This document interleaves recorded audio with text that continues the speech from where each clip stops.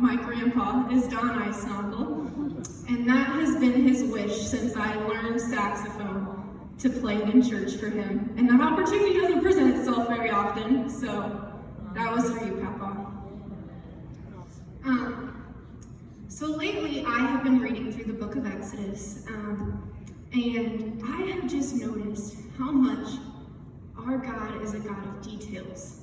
I was really reading when he was giving the Israelites instructions for the Passover, and how detailed he gave them instructions, exactly what to do with each part of the animal to prepare for that Passover.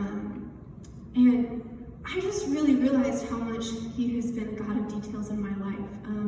And we sang that song, Great is My Faithfulness, and he has been so faithful to me. And I mean, I'm only 21 years old, and I can't even imagine what he's going to do next. But I grew up in this church. My grandpa has been a part of this church ever since it met in the basement of the mattress factory. My parents got married on this stage. Their wedding pictures have the ugly pink carpet. Sure. My grandpa retired when I was like 3 months old, and he cleaned the church. He was the custodian for a really long time. And I think kindergarten, I only had half a day of school, so he would pick me up and bring me here, and I'd help him clean. And my job was to clean those sanctuary door windows. And it would take me so long, but I'd take the spray, and I'm really good at cleaning windows now.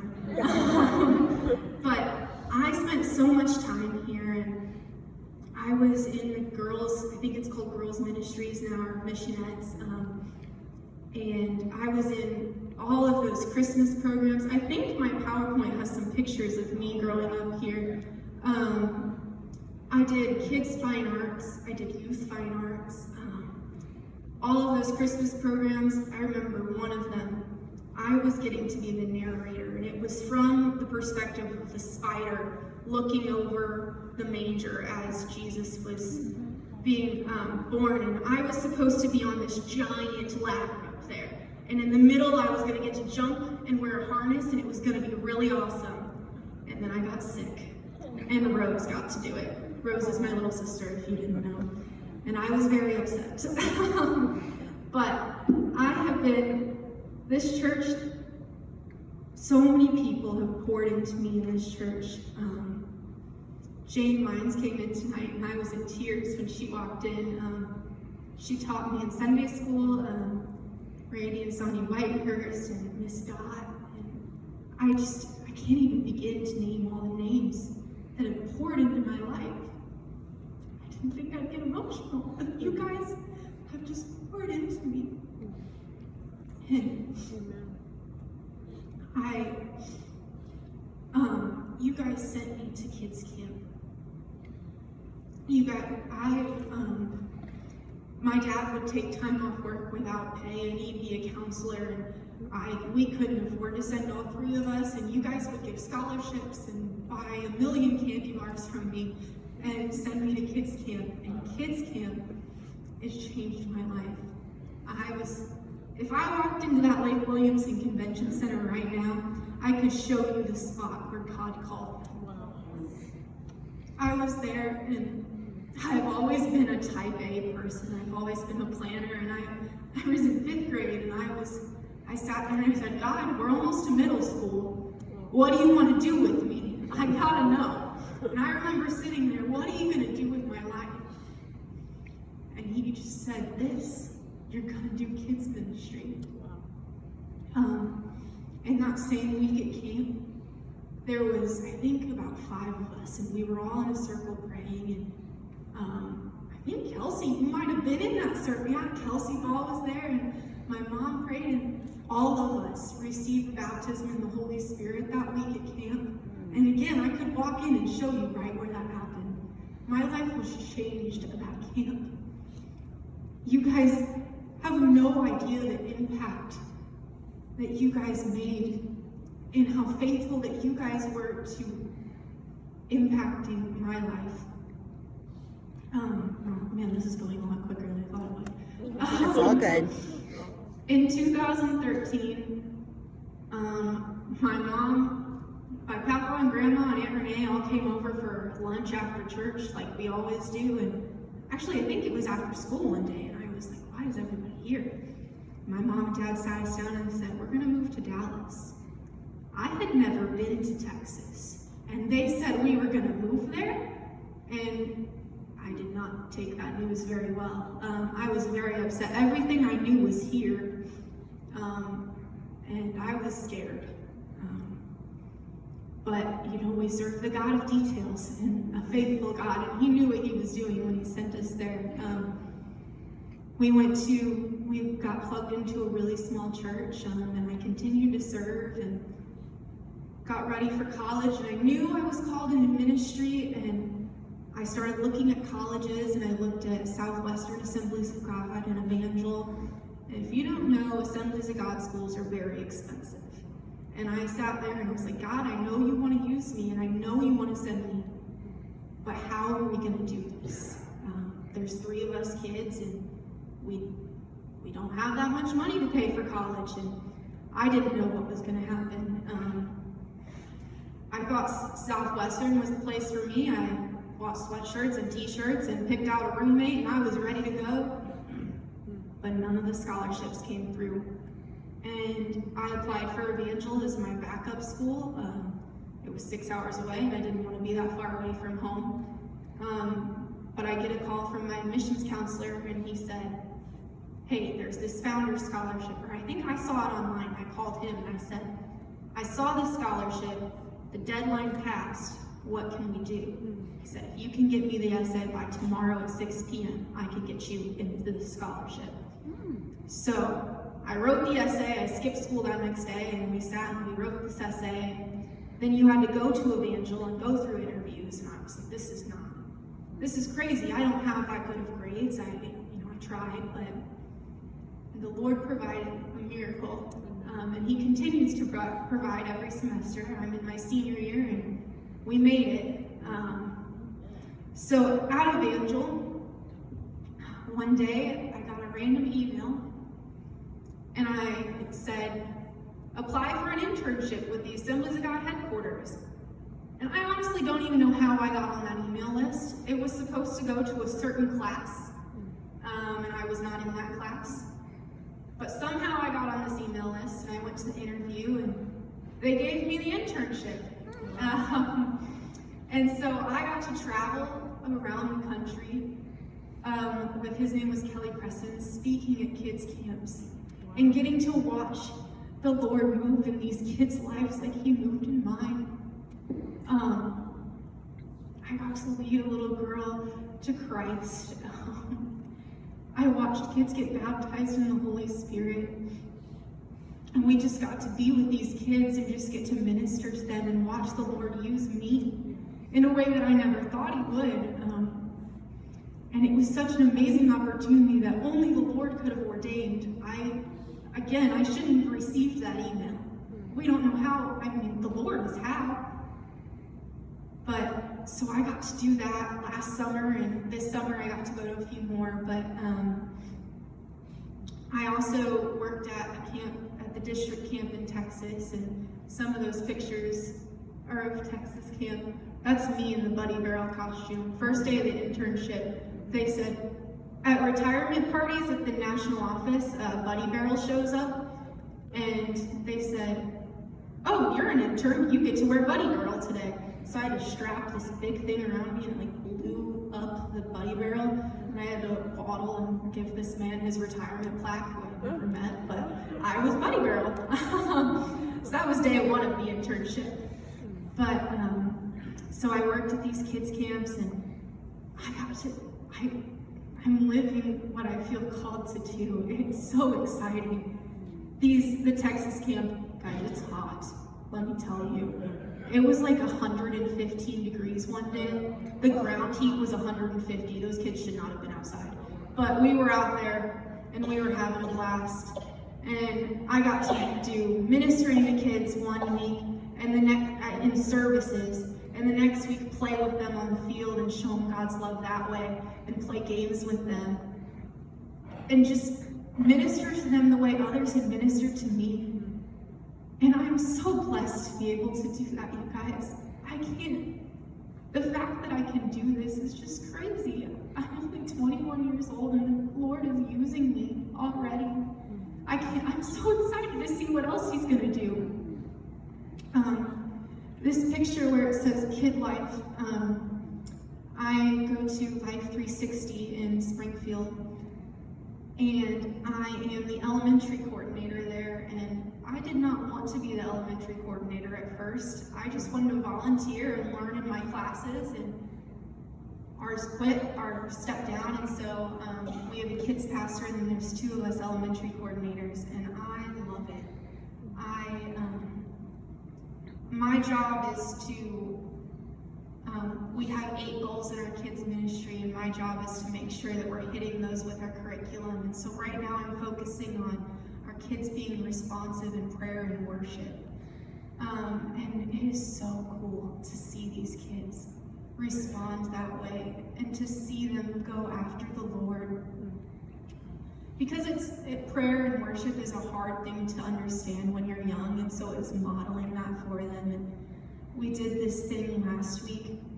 I got a big poster board and it said prayer and praise, and they all wrote post-it notes on it and wrote out their prayers and their praises to God. And the things these kids are going through at these young ages is just mind-blowing to me. But they're out here wanting to serve the Lord, and we get to instill this in them. I also get to teach our 4th and 5th graders once a month. They go through a book of the Bible, they watch a video, and then we teach them about it. And we're going through Exodus right now, which is why I'm doing that in my personal time. But last week I got to explain to them the Passover, and then it led to questions about communion and the Trinity and the Holy Spirit, and I got to teach these kids things that people had instilled in me, and it's just crazy. I'm just mind blown at how the Lord is using and what he's doing. Tomorrow, we're leaving directly after this that I can make my interview. I'm working on getting my credentials through the Assemblies of God, and that's really exciting, and that's because you guys have poured into me. So let me tell you why I want to be a kids pastor and what my heart is behind this. Pastor talked about this morning the trials that our country is going through. And these kids are going through these storms of life earlier and earlier. And if they get to middle school and they get to high school and they start getting their faith questioned and these storms are coming at them, they need to have a faith that's rooted deep. Yes. Yeah. And when they have this faith that's rooted deep, it's going to get them through those storms. And I've been very blessed that I haven't had a lot of crazy storms, but the storms that have hit me, I've been able to rely on the Lord and rely on that faith. And these kids can do amazing things. They can change the world, and that's kind of been my motto, is let's change the world one kid at a time. You know, because they can. And statistically, if you reach a kid, in somebody's life, the most time that they are most willing to come to the Lord is when they're a child. And then when they're a child, then they bring their parents to church. And we just get to reach even more and more people, which is so exciting. And I am a disciple of this church pouring into me, you guys. Kelsey is a disciple of you guys pouring into her. There's so many of us that you guys have just poured into us. And I know I'm preaching to the choir here because you guys have invested, but there's a generation downstairs still that are coming up. And we can't forget to invest in those too. And you can do that by helping in those classrooms, and not everybody can go downstairs, but praying for these kids every day because they are facing so much, you guys. I'm in public schools in Springfield once a week. In these classrooms, these kids go through so much. I can't even imagine going through those kinds of things at these ages, but praying for these kids and supporting when they have Christmas things, coming and watching them, sending them to camp, sending them to Momentum. Guys, these things change them. The Lord does things. He moves. We don't have much, but when the Lord fed 5,000, all they had was the fish and the loaves of bread, and God multiplied what that little boy had. And so what we don't have much, the Lord can multiply what we have. And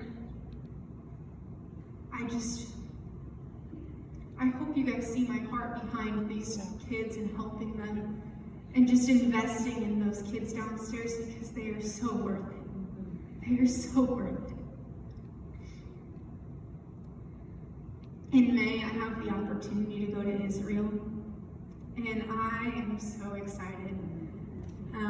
We're going to fly in to the base, and we're going to walk through the desert and the wilderness where the Israelites were.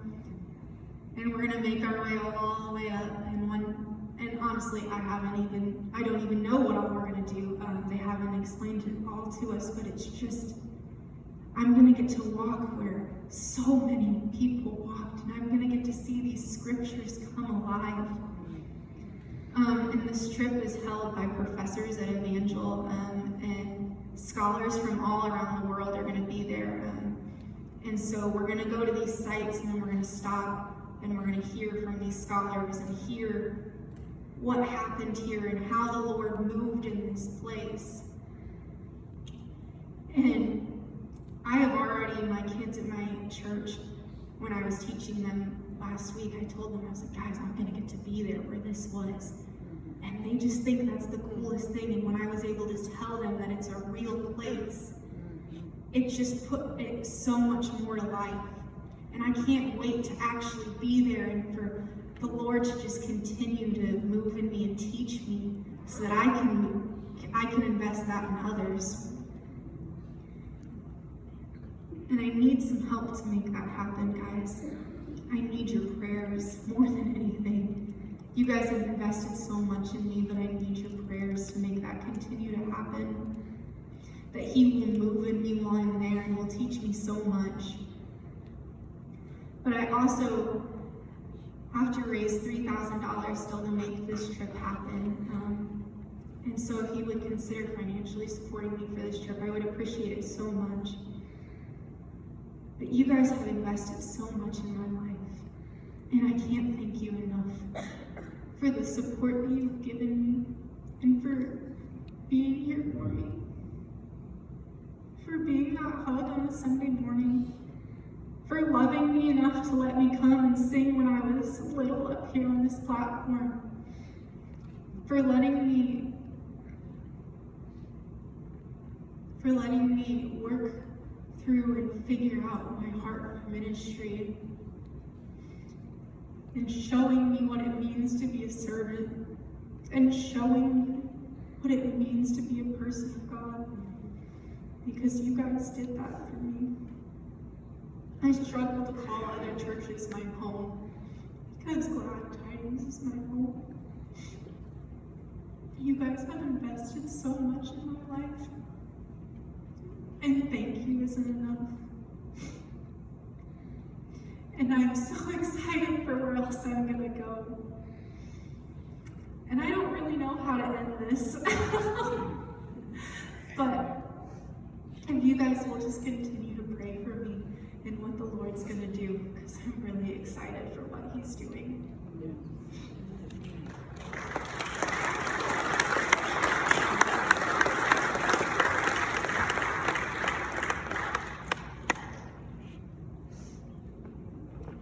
They must not have my address or they'd be inviting me to go.